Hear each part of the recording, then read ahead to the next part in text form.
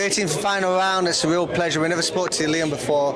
Two active fighters. I'm a former fighter way back when in the 90s. I look a little bit younger than I am. But Liam, the Wembley show, it didn't happen. When can we see out? Can we see out next? I don't know yet. Fingers crossed February. Fingers crossed. I think I've heard a few whispers.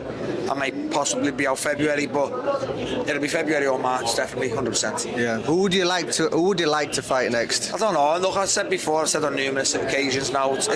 I'm not going to mention names now because I know what you're saying. It's like taking it with a pinch of salt. I've been out the ring over 12 months now. Yeah. I think I need a fight once I'm back, and I don't mean I need an easy fight. I just mean it's easy for me to say a name once I'm back in the ring rather than on a camera. I'm in a good place. I'm happy. I'm in the gym. I'm over the injury I had. I'm injury free and enjoy life. Yeah, I'm doing what I should be doing now. I'm doing what I should have done the whole of last year. I'm in the gym every day. I'm taking over, and I'm just going to look for the date now. And I was off in January, but it's just going to come too soon, January. So I openly said any date in February I'll be ready for. See, I've seen it. I've watched you brothers for years myself. Obviously, looked up to Stephen Smith as a GB fighter. I watched Paul Omalab yourself, but talk to me about Callum and Buatsi. Yeah, what a fight. Yeah, a tough fight. One people probably didn't really expect because obviously no one knew what Callum was doing after Beterbiev. People were talking about Buatsi and Yarde, but we knew it was getting spoke about. That's why Callum took the fight last week on short notice. Very short notice. Yeah, he just wanted to be out again under the light. He was in the gym taking over, which again was good for me to see because I thought, he's back. It'd be criminal if he walked away from the sport having lost to Canelo Alvarez and Artur Beterbiev, two of the best fighters of the generation. So I always knew it was great to see him back in the gym. And then once he was spoke about for the fights, he wanted to fight before Buatsi. He got the fight. Now he's got the Buatsi fight. So it's one that I'm buzzing for. I'm happy for. It's a big enough fight that he gets a seat into. And so it sounds like he's got the drive back. Definitely, he had that. He had that anyway. I knew he had. That's what I mean. That's what I said before. I knew he had that. Because he has been fighting in the gym, hasn't he? Since. Yeah, that's what's killed him, and that's why he said he wanted that fight. It raised a few eyebrows. Callum Smith was on at 4:30, 5 o'clock, and I see Matchroom got a bit of stick for it. And again, I'll openly tell you now, it's nothing to do with Matchroom. Callum asked. He'd been around Callum on the England setup. He's just so laid back. He wanted to go on first. He wanted to go on early because he knew what the fight was, but it was also to do Stephen a favour because Stephen had Hamza. Stephen was coaching Hamza and he coached Callum. So Matchroom seemed to put them on back to back, and Callum said, "Look, put me on first." He knew it was 8 rounder. You said it's not like he's going to get more money to go on live or be on first. So he just said, "Put me on first. I don't mind." So Callum went on first. Just a fight under the lights with little gloves on, and then he's got the Buatsi fight now. So is Stephen his main coach now, or? So for Buatsi, it will be Stephen and Buddy again. Okay. Stephen and Buddy. Stephen's coaching him every day now. Still to this day, they're back in the gym, and obviously they'll fly Buddy over probably a week before Christmas. Yeah, we talked to Buddy last week. He fought on the zone on Saturday, and Buddy was over there, so we had a good interview. Buddy's a character. Oh yeah, he's fucking hilarious. He's a top coach. One of the best coaches I've sat and watched, to be honest with you, in and around. And now with him, it's like a full training camp with somebody else. He put his hat on my head. He wants one of my hats. It's the biggest hat in the world. The biggest head in the world. Biggest head I've ever seen. Yeah, he put his hat on my head and literally come down to my nose like that. So I'm getting a tailor-made hat for you, buddy. It's on its way.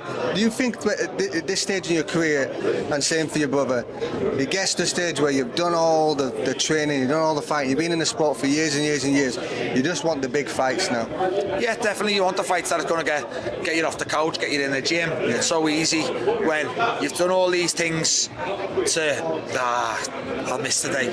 But you need the big fights. This is what we love. This is all we know. You need these things, and until the day you can't, or the day you finish, then you've got to. But it's a little bit more.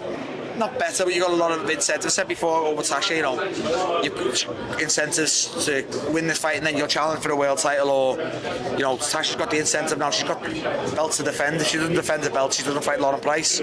So you can't really look past this fight to the Lauren Price fights because she's got belts to defend. With us now, we lose, we're finished. That's our incentive. I lose, I'm finished. So there's when you're in the autumn of your career, when you're in the last stage of your career, I lose now, you're done. So the most incentive you need, really. So talk about the Smith legacy, right? I've heard Paul's got a young fella in the game now, hasn't he? Yeah, he has. Little Paul now won his first national title last week, so a lot of pressure took off him. You know, I always thought in general, probably we spoke about when the four of us have done, it's a little bit hard to say, oh, why we're still going. I think when the four of us walk away from it, it'd be like, wow, they won, they had some achievements, them four. And it's not like, you know, my mum had four boys, one wearing a bricklayer, one a boxer, one a plumber. She had four boys who were all professional fighters, all become British champions. Crazy. I seen an article. Has that ever happened before? No, never ever. Four. No, and I seen an article. I think it was Tommy Coyle was fighting Luke Campbell, and they were fighting to become the first British champion from Hull. From Hull, yeah. I was like, wow, we had three in the house at the same time. Yeah, imagine that. And we probably would have had four. Only Paul had the title at Callum's weight. So Callum was English champion. Paul was British.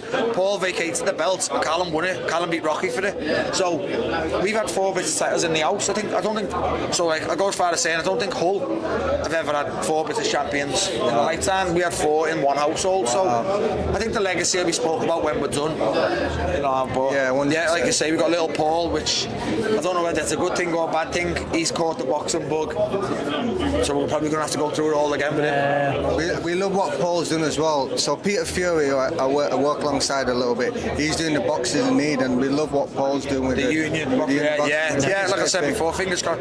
It's what boxing's needed for decades before me. You know, and fingers crossed it takes off, because it'll be a godsend in boxing. 100%. The fight is needed, don't they? Definitely. 100%. Because when they're out of the sport, not every fight. What is it? 1%? Not even 1% come out of the sport. Yeah, with money. Yeah, it's just and even not even that. Like I said before, most fighters, it's all we know, and you've done it for so long, and then when you stop, it's like, wow, what? You're stuck in the mud, and you don't know what to do next. Because it takes so much. I always say to people, if you're in a relationship with a woman and you're besotted with her, and then she leaves you, the reason you're heartbroken because you've got all this time, you don't know what to fill. And boxing's the same thing. It fills so much time. That. People don't. I see Sonny Edwards coach the other day, and I thought you're spot on. People don't understand that, and people think like, I don't know, people think you sound cheesy when you say, oh, boxing saved my life. Boxing does save people's lives, but also Sonny Edwards saying, you know, you missed so many. How many firsts have you missed? How many huge days have you missed? How many weddings have you missed? How many things have you missed over the past because you've been away with England? And every time we step in that ring, every training camp we do, it takes years off our life. It does. You know, you can't do what we do and, you know, live the rest of your life happy and live till 80 odds. You know, you're lucky if you do. Every time we get in that ring, it's definitely taking something off our lives, but we do it because we love it, and it's all we know. It's a bug, it's like a drug, isn't it? It is. The people at home only see the fights, they don't see the training, the preparation, the politics, the things you're going through in your career where you're not signed to anyone yet, so you've got to go That's from why show the to highest show. the highest highs are the best, but the lowest lows are the worst. They are. I always check up on fighters that I work with after the fights, especially I checked up on you straight after dinner, because it's that low the day after. You know, you've been there and then they'll ask how you doing, you know what I mean? Yeah, definitely. Because it's the come down, isn't it? Listen, before we leave, funny story. My wife, who's the cameraman, took her to her very first fight, which was your fight against Eubanks 1. And we sat up right up at the back because Matty House was on. You went 1 was it or 2? Number 1 in Manchester, yeah. And we were sat right up at the back. Yeah. Watching, because we got tickets to go and watch Matt Harris, so I was on the card. And it turned into being right at the back, mate. Yeah. Honestly. Beers, everything, everywhere. I had to get her up, get her neck between her lips. Yeah. We were walking out, it was absolutely nuts. Well, good job it was the first one and not the second. Oh, even worse. Listen, we've enjoyed speaking to you. Nice one, mate. All right. We're going to check out there. Peace. 13th and final round. Hit that subscribe button, man. Come on.